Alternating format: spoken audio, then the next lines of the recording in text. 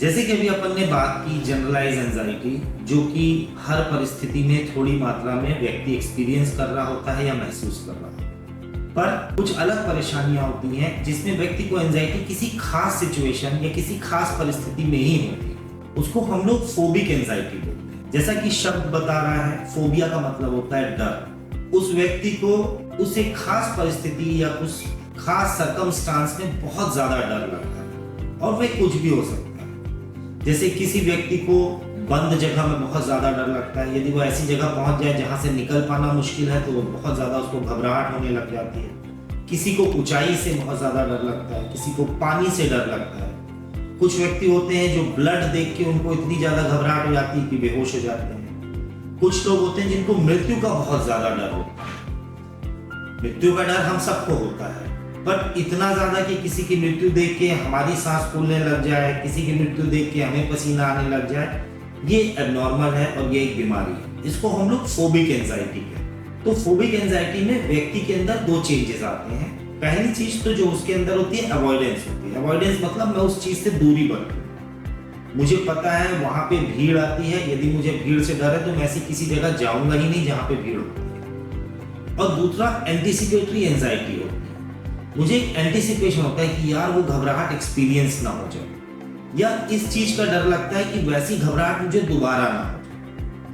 ये घबराहट कई बार इतनी ज्यादा होती है कि व्यक्ति को ऐसा लगता है जैसे उसके हार्ट अटैक हो गया।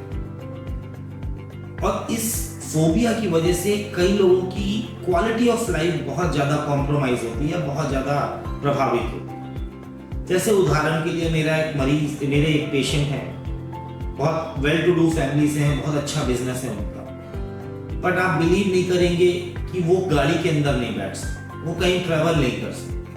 क्यों? क्योंकि उनको इतना ज्यादा क्लॉस्ट्रोफोबिया है या बंद जगह में रहने का डर है कि वो गाड़ी में बैठते हैं तो उनको घबराहट होती है, ट्रेन में बैठते हैं तो घबराहट होती है, और प्लेन का तो वो सोच ही नहीं सकते। तो वो व्यक्ति इतना वेल टू डू है बट वो चलता स्कूटर से। वो बोलता है मैं सिर्फ स्कूटर से चल सकता हूँ और किसी भी गाड़ी में मैं नहीं बैठ सकता। बट पिछले कुछ समय से जब से वह ट्रीटमेंट करा रहे हैं, अब वो गाड़ी में भी बैठ सकते हैं, और रिसेंटली तो अभी वो प्लेन से भी विजिट करके आए। तो कहने का मतलब है कि यदि हमारे अंदर अवेयरनेस है, हम सही समय पे डॉक्टर से कंसल्ट करते हैं और ट्रीटमेंट फॉलो करते हैं, तो हमारी क्वालिटी ऑफ लाइफ बहुत अच्छी इंप्रूव हो सकती है। तो फोबिया में यदि हम ट्रीटमेंट कराते हैं तो हमारा ये फोबिया पूरी तरीके से ठीक हो सकता है। फिर एंजाइटी का ही एक रूप होता है पैनिक डिसऑर्डर। जैसा कि हमने पहले जनरलाइज में उसको हर समय घबराहट हो रही थी, फोबिया में उस व्यक्ति को किसी एक पर्टिकुलर सिचुएशन में बहुत ज्यादा घबराहट होती है।